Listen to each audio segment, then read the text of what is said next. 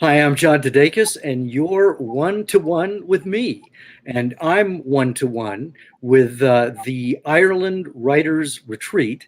And there you see Sean and Columbia Hillen.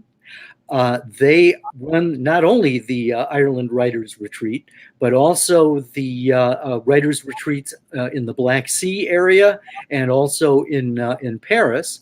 And guys, it's great to see you.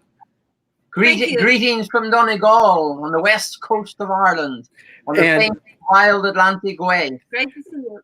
this is a treat for me because Sean and Columbia and I met when I was visiting Ireland with my family. My daughter Emily lives in Belfast, and so any excuse is a good excuse to get over to Ireland. And we were in. Tell me where it was that we met. It's actually my Facebook profile, not profile picture, but the cover shot. I've never taken it down because it is such a beautiful area. Tell me where it was that we met. Well, it was in the national park called Glenveigh, and we happened to turn a corner, and our two dogs were already wagging their tails at you and your family. And we promptly, after a short talk about journalism and writing and the love you and we have for it, that we invited you to our home spontaneously. And if I recall, your family went back to Belfast and considered either we were mass murderers or just simply very kind people. And I hope after these years, it's the latter. Well, here's my side of the story, and because we met your dogs before we met you, we were just sitting and looking at the scenery, and these two dogs came up, and of course Emily loves dogs, so we were playing, throw the stick or whatever, and then you all came into sight, and so we had a great conversation, as you said, and of course as soon as we learned that we both had a journalism background, that just started that. And of course, everyone was talking. And so you were very generous and spontaneous is the word, inviting us, to visit you on the western edge of Ireland. And so we weren't able to go that day. But as we were heading back to Belfast, because Emily had another commitment, you texted us and said, please, come and we'll, spend the weekend with us, which was incredibly generous because we were total strangers. So we did, and we went the next night. But by the time we got to your place, it was dark, and the place where you live is in the boonies. I mean, it is desolate. It is beautiful during the day, but at night it's desolate. And so as we were pulling up to your driveway, my daughter Emily said in the back seat, what if they're mass murderers? Which, she's a writer, she's creative. So you turned out not to be. But the next morning at breakfast, we told you that story. And do you remember what you said in response? I don't actually No. know. You said, you haven't left yet. But now I'm safe and sound in Baltimore, and you're back in Donegal. So I can confirm that Columbia and Sean are not mass murderers. In fact, I think that Columbia, I would love to hear the story of how the two of you met. Well, we met in Romania because I was studying journalism, and Sean came to Romania to start the first journalism school there. So it was journalism that actually brought us together. That was 25 years ago. So I'm originally from Transylvania, from Romania, and I was studying in Bucharest. And then together we started a national newspaper, and we worked for 13 years together there. And when I started to visit Ireland, and we came on a visit to Donegal, it just suddenly felt this is home. And I always dreamt that one day I'll be able to live in Donegal and take in all the charm that it has, this energy of this land. And we were lucky enough, and we were able to do this 11 years ago. And of course, I want to share that with as many other people as possible. That's the idea for the retreat. Well, and that's what I wanted to ask you about, because how long have you been doing these retreats, starting in Ireland? It's been 6 years now. That was the first time when we started. There was only one session, 1 week. And since then we've added, we have 2 separate sessions of 1 week in Ireland, and then we have one in the Black Sea, in a small little village by the Black Sea in Romania. But we during the week we visit both Bulgaria and Romania, and then we also have one in Paris. So the Paris one is themed around the lost generation writers. We take people to some of the places where these writers spend time for their inspiration. And who would some of those writers have been? Well, we're talking about people like Hemingway, of course, and then we're talking about Gertrude Stein.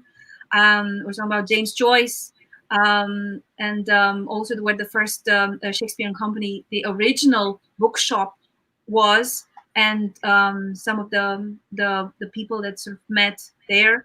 Luxembourg Gardens, where are the places where they spent much time. Okay, and Sean, you got the retreat started in Ireland. I mean, you could be the head of the Chamber of Commerce for all of Ireland. You are a great ambassador for the area. Tell me what it is about Ireland that inspired you to do these retreats, and tell me a little bit about how those retreats operate. Well, Ireland, because of its rainy weather, there are several things that people are fond of. One is making love. That's why there are lots of children in Ireland.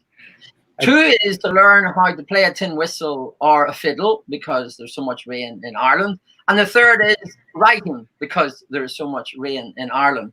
So with so much rain, we're full of writers. And where we live, to be honest, you could throw a stone and hit either a painter, a musician, or a writer on the head. And while it's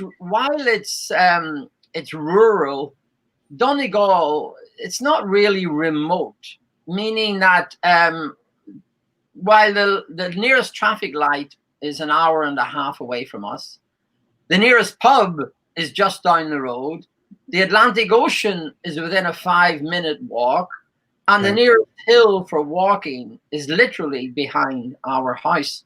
So in terms of scenery, it is quite authentically inspiring for artists of all kinds. And there is nothing like this retreat in Ireland, never mind in Donegal, because it's a combination of cultural enrichment and practical writing workshops. People get brought to an island. They have a food and drinks tasting in a thatched cottage that is 100 years old. They go to the national park on an excursion. We bring in special guests, musicians, for example. We have basic Irish language course during the week. And we have people come to a traditional Irish dance and have a teacher teach them some of the basic steps of the jig and reel. So it's a thoroughly enjoyable, all-encompassing cultural writing week.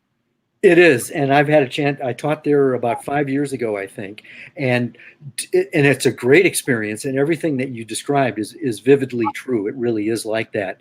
And do you have when's the next one coming up in Ireland? I suppose we don't know because of the coronavirus. But when it starts up again, how many people do you try to recruit? My impression is you try to keep it intimate. Yes, we are trying to keep a maximum of 10 people in the group, so we can offer as much as possible a tailored experience in terms of the workshops, the feedback that people get on their writing. And the next one, we definitely plan to have one, is in September. It's end of September. And before that, we plan to have the one in the Black Sea, which is the first week of September. And then we will have the one in October in Paris. So that's hopefully wonderful. we'll be able to keep with the schedule. That's wonderful. If you're just joining us, I'm talking with Sean and Columbia Hillen, and they run the Ireland Writers Retreat, along with the Paris Writers Retreat and the one in the Black Sea. But one of the main reasons we're talking today is that you have started a writing contest, and the deadline for submissions is on Sunday. So tell us a little bit about that and how people can enter and what they can get if they win. Well, I think the natural development of a writing retreat should be writing awards. And we've considered launching it over the last year or two, but we wanted to make sure the retreats themselves were successful. So after 5 years, we feel we're firmly established on the international writing retreat map. So with the coronavirus unfortunately spreading as it did, we thought it was a perfect time to offer an interesting challenge to people who like to read and write. So we launched the Wild Atlantic Writers Awards, WAWA for short. And we decided after much thinking that it should be in two categories. It should be in creative fiction, flash fiction, a maximum of 500 words, but on a specific theme, meaning that the 500 words should contain an element that focuses on writing itself. That could be one of the characters as a writer. It could be a special note that's found in a bottle for someone mysterious. But the judges, and we have 6 very prominent judges, when they read the flash fiction piece, they understand that writing is a theme in that piece. And then the second is non-fiction. And that could be anything from a journalistic essay, travel story, food story, memoir. So any non-fiction genre. What's the length? What's the preferable length? Well, we say a maximum of 500 words, and we say a maximum because, as we all know, editing is a vital part of the process of writing. And overwriting can be the death knell for good writing. So we set a maximum of 500 words, fiction and non-fiction. And we have set out, which I think is quite a generous cash prize for a modest operation like ours, which is all voluntary, with no state or local financial support. It's €500 cash for the winners of each category, plus I think it's around €1,000 in cash, all expenses paid for the persons coming to the writing retreat, meaning the visits to the island, the visits to the national park, the food and wine, drinks, tastings, and so on. My goodness. Now, is this the first year you've had the writing contest, or is this something that's been ongoing? No, this is the first year. It was the year that we launched, and we've been considering that for the last 2 years on how to go about it. But I think this, and we're very happy with the response. And thank you very much, John, also for agreeing to being on our judging panel. It's very important to have people like you supporting such a cause. And we've had a great response. We're really happy with the response. We've had people from Japan. We've had people from New Zealand, Australia, United States, of course, Ireland, UK, different countries applying. So great response. Okay, well, and let me, I'm still new to this whole live podcasting thing, so I'm not sure if I try to put the link on the screen, I'm probably going to end the conversation prematurely. So instead of me doing on-the-job training, let's give people a sense of how they can enter the contest and what the deadline is. Well, the deadline is coming up soon. It's this coming Sunday at midnight, May 31st. Well, now when you say midnight, now is that Saturday into Sunday or Sunday into Monday? Sunday into Monday. And that is midnight Ireland time? Yes. Yes. Okay. And that's 5 hours ahead of the Eastern Seaboard here in the U.S. And for all the details, simply access the website irelandwritingretreat.com. irelandwritingretreat.com. I might be able to share that screen, and either I'll be able to share the screen or everything will blow up. So let's see. Let's see what happens. Are you able to see it? Are you able to see it? No. No, of course not. Let me try something else. See, you're my field producers here. This is fun. Thank you very much, John, for inviting us. I love being part of something great that is just at the beginning. Well, being interviewed by someone like you, who has interviewed people like Alfred Hitchcock, It's an honor. we are honored and quaking with fear. Yeah, right. As well, you should be. So anybody can enter, and it's the IrelandWritingRetreat.com. Okay. Yes, and there's a special tab called Writing Competition at the top. So once they click there, they will have all the details. Okay. And also John, when people access the website, there are also some helpful hints on writing from many of the tutors that have been leaders here in the workshops over the last 5 years.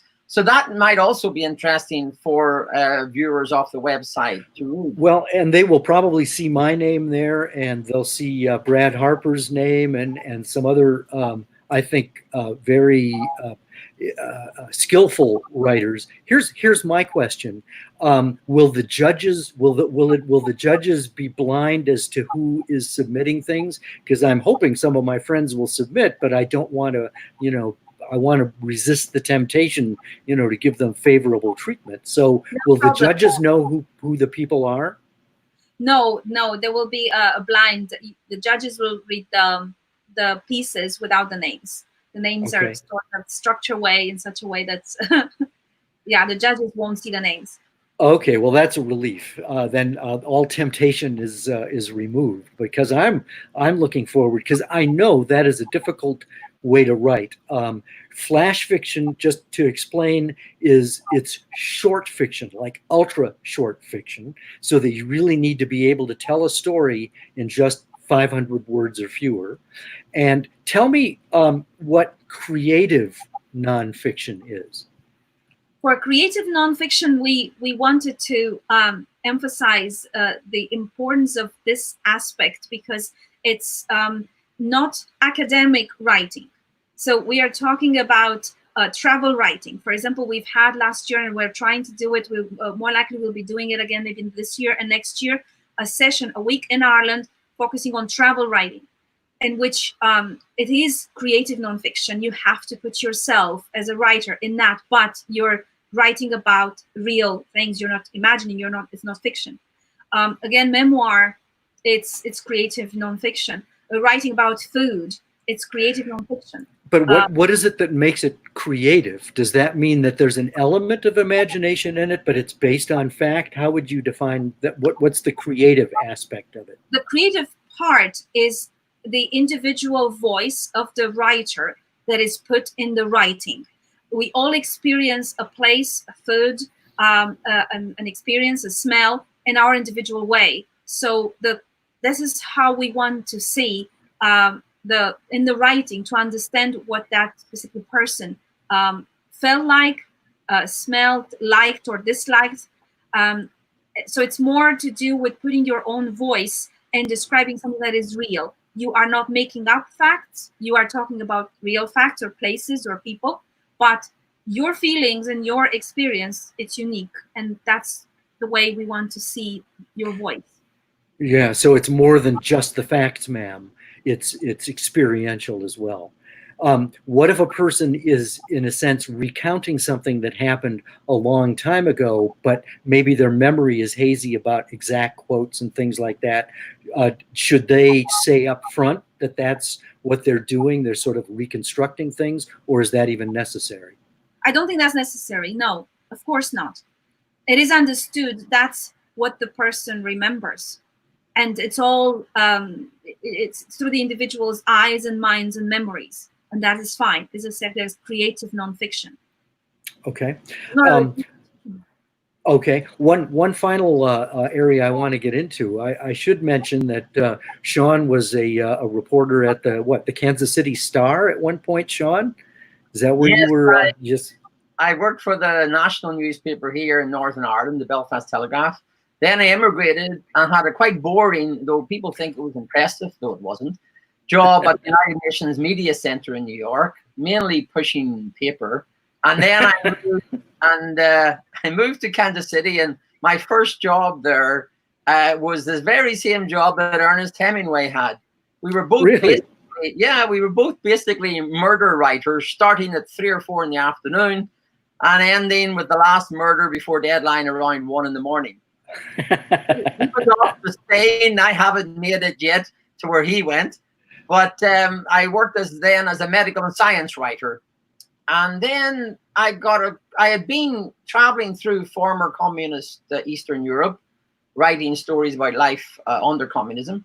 And a friend in Chicago told me that the Human Rights League needed a volunteer to go over when communism failed to start the first journalism schools. So I took what many considered a big risk, and probably it was in many ways, and it changed my life completely. I left my position in the United States, where I had become an American citizen, and I went to Romania and launched the journalism schools, thinking I'd be there like a Peace Corps volunteer for maybe a year or two, and I ended up, I think, 17, 18 years later, there finding my own national newspaper and national magazines after I'd become a foreign correspondent for the Times of London. And not to mention finding your wife. That was my best investment, without any doubt whatsoever. And I should also... I'm being pinched in the bum here, but I don't need to be pinched to say that. I should also mention... I need my dinner in about 2 hours. Yeah, okay. I should also mention that Sean has written a very articulate novel, and it is set in... It's told from the point of view of a newspaper reporter, and but he's investigating the cosmetics industry. And the thing that I love your title, it's called Pretty Ugly.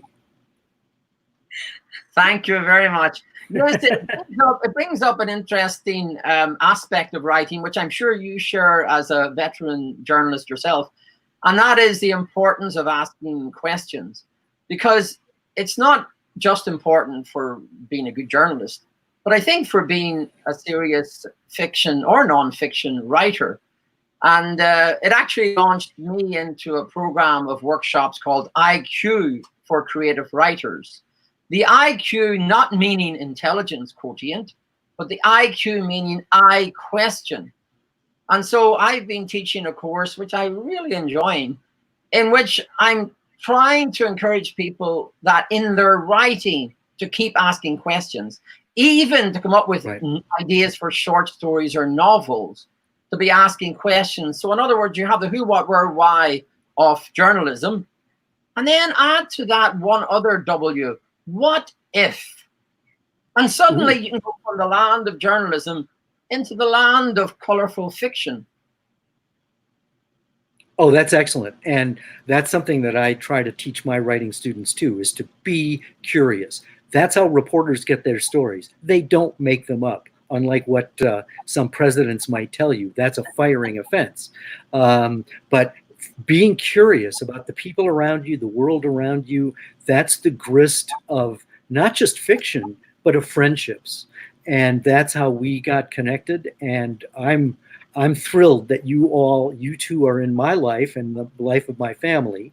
And this has been a treat to be able to reconnect with you after so long. So thank you for talking with us today. Thank you so much, John. It was an honor. It's an absolute pleasure. Thank you. Okay, thank you. We've been talking with Sean and Columbia Hillen, who run the Ireland Writing Retreat, and they are sponsoring a writing contest that the deadline is Sunday midnight into Monday Ireland time for flash fiction of 500 words or less, or creative nonfiction, with a cash prize in both categories of 500 euros, plus a possible trip to Paris, or is it Paris that they go to, or where's the trip to? Actually, it'll be the choice of the winners. The winners in each category will receive, as you say, 500 euro in cash, and the chance to go to Paris, where we visit all the cafes Joyce, Hemingway, and co drank and talked about literature. The Black Is it or Ireland? Is it possible to be a judge and win? You never know. It doesn't hurt to ask. It doesn't hurt to ask. Anyway, I'm John DeDakis. You've been one-to-one with me. Thank you guys. It's great to see you. And I will post this, and people will be able to see the links once this thing is over, and I figure out how this all works. and as we live in an area that is both Irish speaking and English speaking, we'll just leave you with 3 short words from here for all the listeners who might want to come to the retreats. And that is Céad Míle Fáilte, which means 100,000 welcomes. Oh, beautiful. Thank you, guys. Thank you. Bye. Bye.